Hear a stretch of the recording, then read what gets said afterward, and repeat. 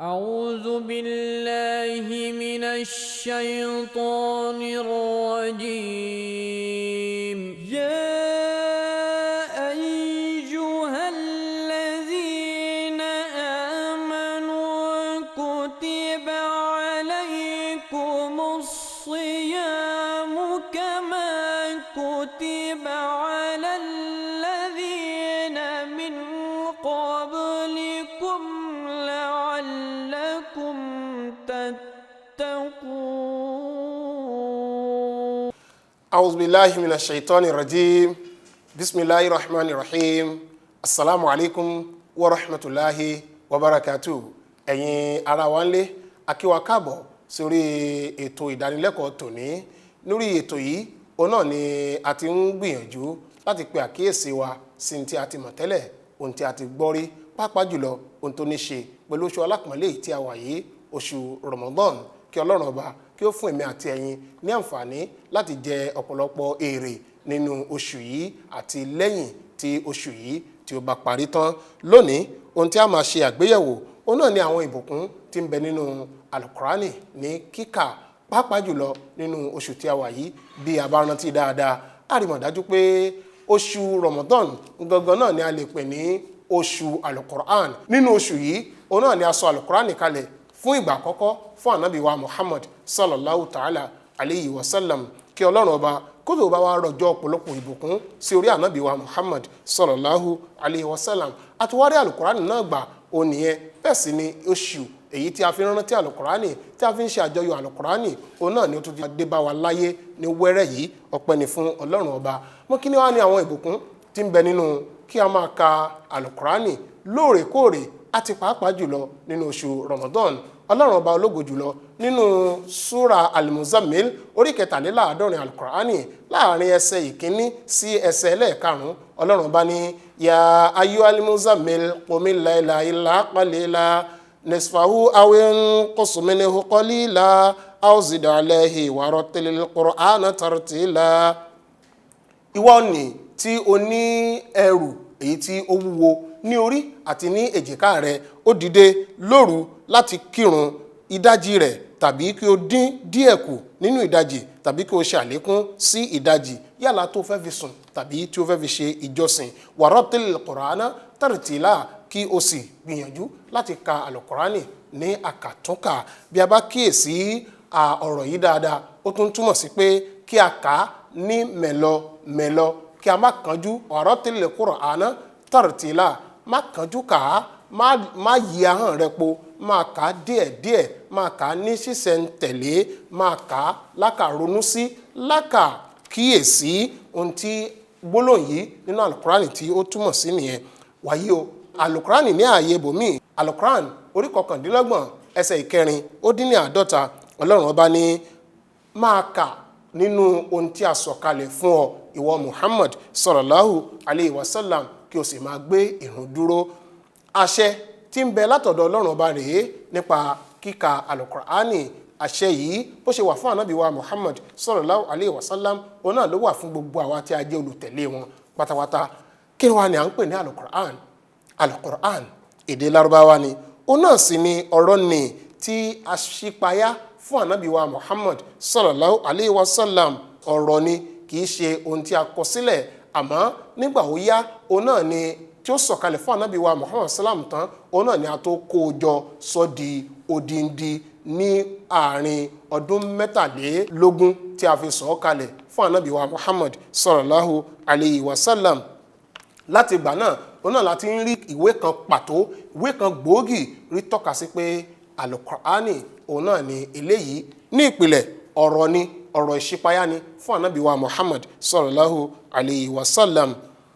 Wàyí o, alukurani yìí ó jẹ́ ìwé tí ó kún fún ìlànà, tó kún fún òfin, tó kún fún ìfọ́tọ́sọ́nà fún gbogbo àwa tí a jẹ́ mùsùlùmí pàwọ́tá àti gbogbo ọmọ ẹ̀dá ènìyàn ní àpapọ̀. Oríṣiríṣi ìpín òun náà ni a lè gbà láti fi ka alukurani. Bí alukurani ṣe wà lẹ́sẹlẹ́sẹ ní ẹyọ ẹsẹ̀ kọ̀ọ̀kan tí a ń pè ní àyà, bẹ́ẹ̀ náà ló tún wà ní rùkúù tí a ń pè ní ìdá, bẹ́ẹ̀ náà ló tún wà ní ìpín. Eléyìí ìpín 30 òun náà ni ó wà nínú alukurani. Bẹ́ẹ̀ náà la tún lè pín sí ọ̀nà méje tá à ń pè ní manzil ẹyọ kọ̀ọ̀kan méje irú rẹ̀ òun náà ló wà nínú alukurani mímọ́ tó ń tọ́ka sí pé bí èèyàn bá ní àǹfààní láti súnmọ́ alukurani ó lè ka ẹsẹ̀ bíi mélòó lójúmọ́ kó tó máa lọ síbi iṣẹ́, ó lè ka rùkúrù bíi mélòó kan lójúmọ́ kó tó máa lọ síbi iṣẹ́. Bákan náà ó lè ka ìpín kan láàrin ìpín 30 lójúmọ́. Kódà àǹfààní wà fún yàn láti ka manzil ẹyọ kan lójúmọ́ tí ó fi láǹfààní àti parí alukuran ní àárín ọjọ́ 7 bí èèyàn bá ní àǹfààní rẹ̀.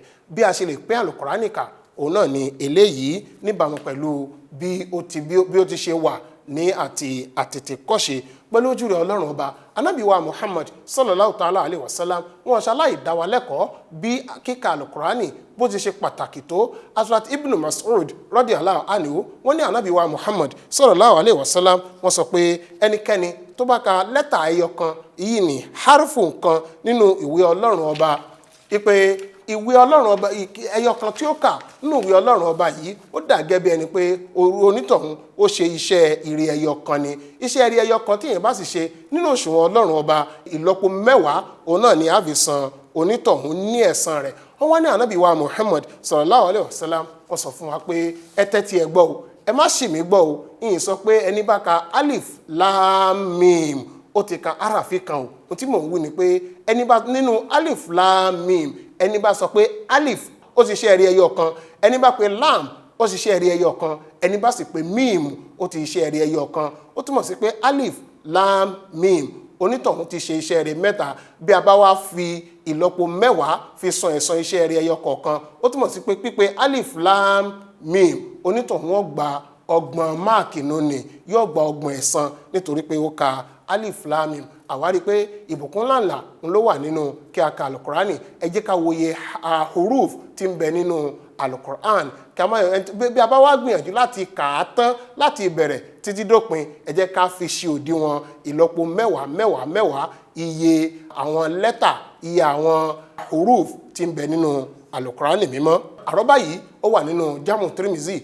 Bákan náà Ànábì wa Muhammad sallallahu ta'ala alayhi wa sallam wọ́n ní ẹ máa ka alukurani nítorí pé òní yóò ṣìpẹ̀ fún yín tó bá di ọjọ́ ògbéde alikiyama. Ọ̀rọ̀ Ànábì yìí ó wà nínú Sahih Muslim.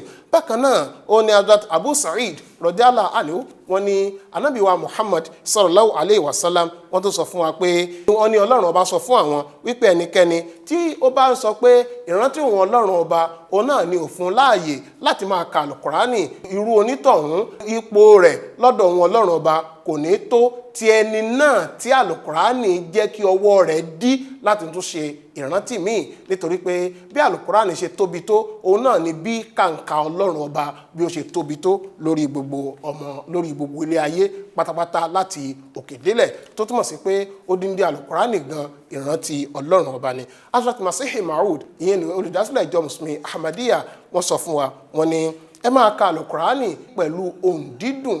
Bẹ́ẹ̀ bá ń kà á lóhùn dídùn ọ̀nà ìjọsìn kan pàtó ni. Wọ́n ní bákan náà ìbùkún ń bẹ nínú kíka alukurani nítorí pé yóò máa jẹ́ kí òye èèyàn kó máa gbòòrò sí i, yóò sì máa jẹ́ kí àìlèsọ̀rọ̀ dáńtọ́ kó máa kúrò ńbẹ̀ fún èèyàn bí èèyàn bá ń ka alukurani. Wọ́n ní àǹfààní ẹlẹ́ẹ̀kẹta nínú kíka alukurani òun náà tó ni pé alukurani yóò fúnni ní àǹfààní láti kọ́ òdodo, yóò fúnni láǹfààní láti nímọ̀ sí, yóò fúnni láǹfààní láti lè jẹ́ kí ìyípadà rere kó dé bá ìgbé ayé ẹni. Wọ́n ní bákan náà mò ń sọ lásọtún sọ fún yín pé ẹ máa ka alukurani.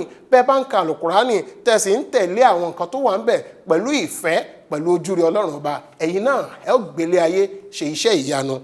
Bákan náà nínú ìwé wọn Kashinu Imam Mahdi alayhi salam wọ́n sọ pé Ọlọ́run ọba ó sọ fún mi pé al-khairu kulluhu fil Qur'an, gbogbo dáadáa pátápátá nínú alukurani òun náà ló wà. Nípa bẹ́ẹ̀ àwọn wọn ni wọ́n máa pàdánù bí wọ́n bá gbìyànjú láti súnmọ́ alukurani kí wọ́n sì máa kà á. Hazrat Khalifatul Masih ayadahulahu ta'ala bin Nasir al-Aziz nínú àwọn khutuba tí àwọn khutuba juma wọ́n kọ́ wa ní ẹ̀kọ́ lóríṣiríṣi nípa kíka alukurani àti bí ó ṣe ní ìbùkún tó.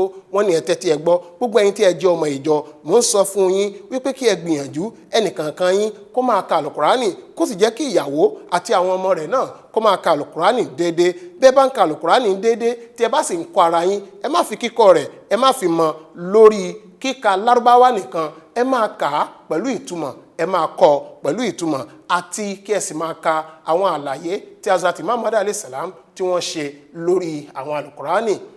tí ẹ bá ń ṣe bẹ́ẹ̀ òye yín yóò gbòòrò sí. bákan náà ó ní Hazrat Khalifatul Masih ayadahulahu ta'ala bin Nasir al-Aziz wọ́n ní bí ẹ bá nífẹ̀ẹ́ alukurani yóò jókòó sínú ọkàn yín ẹ sì ní ìgbé ayé ọ̀tun.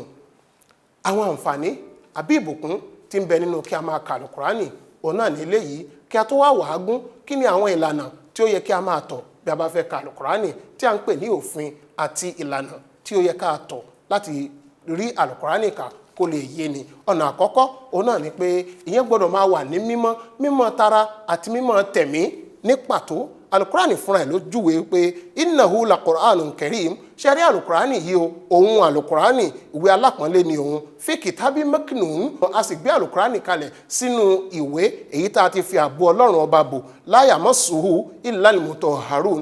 ẹnikẹ́ni kò ní lè fọwọ́ kan alukurani àyàfi ẹni tó mọ́. bí ó tilẹ̀ jẹ́ pé mímọ́ tẹ̀mí òun náà ni ó ṣe pàtàkì láàyè yìí àmọ́ lára tó tún dáa òun náà ni pé kí a mọ́ lára kí a mọ́ lẹ́wà kí a lè rí kí kẹ́ntó di pé àfọwọ́kan alukurani à ń ṣe àpọ́nlé alukurani nìyẹn. yàtọ̀ sí eléyìí bàbá fẹ́ bẹ̀rẹ̀ sí ní ka alukurani fúnra ẹ̀ ló pàṣẹ nínú orí 16 ẹsẹ̀ 19 wípé fa idha qara'tal Qur'ana fasta'idh billahi minash shaitani rajim. wípé bí ẹ bá fẹ́ ń ka alukurani ẹ máa wá ìṣọ́ lọ sí ọ̀dọ̀ ọlọ́run ọba kúrò lọ́wọ́ shaitan ẹni ẹ̀kọ́. ǹjẹ́ àti ẹ̀ mọ ìdí pàtàkì tí ó fi yẹ ká máa ṣe ta'awuz àbí isti'aza kó tó di pé a bẹ̀rẹ̀ sí ní ka alukurani. ìdí ẹ̀ òun náà ni pé a fún wa ní àǹfààní láti má pàdánù ohunkóhun nínú ohun tí a bá ń kà nínú alukuran. bákan náà a fún wa ní àǹfààní láti gbọ́ àgbọ́jinlẹ̀ àti àgbọ́yé ohunkóhun tí a bá kà nínú alukurani. nígbà tá a ti wá mọ eléyìí tí a ti gbọ́ eléyìí lénìí ohun tó ṣe pàtàkì fún wa ká lo oṣù Ramadan kí a fi súnmọ́ alukurani dáadáa kí ọlọ́run ọba kó ṣe ní ìrọ̀rùn fún èmi àti ẹ̀yin kó ṣe yẹ alukurani ní orísun ìmọ́lẹ̀ àti orísun dáadáa fún olúkálùkù wa. a tún máa padà wá ń gbà míì insha Allah. assalamu alaikum wa rahmatullahi wa barakatuhu.